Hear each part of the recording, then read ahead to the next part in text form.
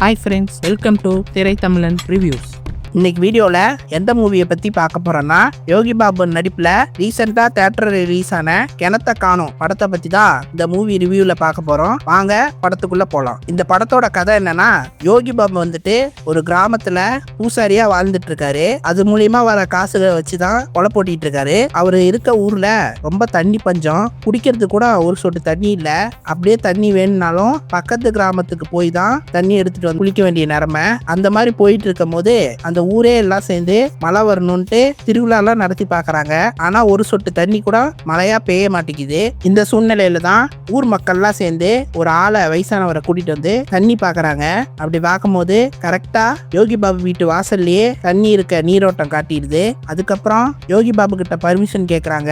ஆனா யோகி பாபு வந்து மறுக்கிறாரு. காரணம் ஏன்னா, இவர் ஒரு பொண்ணை லவ் பண்ணிட்டு இருப்பாரு. அந்த பொண்ணு வந்து தண்ணி இல்லாத காரணத்தினால அவங்க அப்பா வந்து கட்டி கொடுக்காம இழுத்தடிச்சிட்டு இருப்பாரு. அதுக்கப்புறம் அந்த ஊர் மக்கள் எல்லாம் சேர்ந்து கல்யாணம் பண்ணுவீங்கன்ற மாதிரி பேசுவாரு. ஆனா அவங்க தண்ணி பஞ்சத்துல இவரோட நிலைமையை நினைச்சு பார்க்க மாட்டாங்க. அதனால அவர் கோவத்துல இருப்பாரு. அதுக்கப்புறம் ஒரு கண்டிஷன் போடுவாரு. என்னன்னா, எனக்கு வந்து ஒரு நிலம் கொடுத்துருங்க, இந்த இடத்த நான் கொடுத்துட்றேன், அதே மாதிரி எனக்கு வந்து பொண்ணு பார்த்து கல்யாணம் பண்ணி விடுங்க அப்படிங்கிற மாதிரி சொல்லுவாரு. அதுக்கப்புறம் ஊர் மக்கள் அதுக்கு சரின்னு சொல்லிடுவாங்க.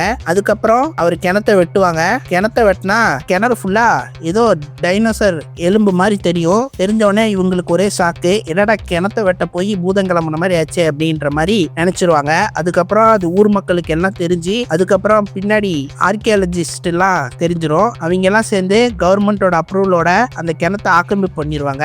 அப்படி பண்ணும் போது தவறுதலா அவங்க தாத்தா பக்கத்துல மண் வீட்டுல இருப்பாரு. இவங்க அந்த குழிய பெருசா நோண்ட வீடு லைட்டா இடிஞ்சுக்கிட்டே வரும். அப்படி இடியும் போது அந்த கோயிலோ, அதுக்கப்புறம் தாத்தா இருக்க வீடும் இடிஞ்சு விழுந்து தாத்தா அங்கேயே இறந்துருவாரு. அதுக்கப்புறம் யோகி பாபு ஒரு ஐடியா பண்ணுவாரு. என்ன ஐடியானா, இந்த எலும்பெல்லாம் நம்ம திருடி வச்சுக்கிட்டு இவங்களுக்கு ஆட்டம் காட்டலாம், அப்பதான் நமக்கு வந்து தேவையானதெல்லாம் செஞ்சு கொடுப்பாங்க அப்படிங்கிற மாதிரி இவர் வந்து எலும்பெல்லாம் எடுத்து வச்சுக்கிட்டு தேவையானதெல்லாம் போராடி செய்வாரு. ஒரு கோயில் கட்ட சொல்லுவாரு, அதே மாதிரி பைப்பு போட சொல்லுவாரு. இந்த மாதிரிலாம் செஞ்சு கஷ்டப்பட்டு ஒரு ரெடி பண்ணுவாங்க.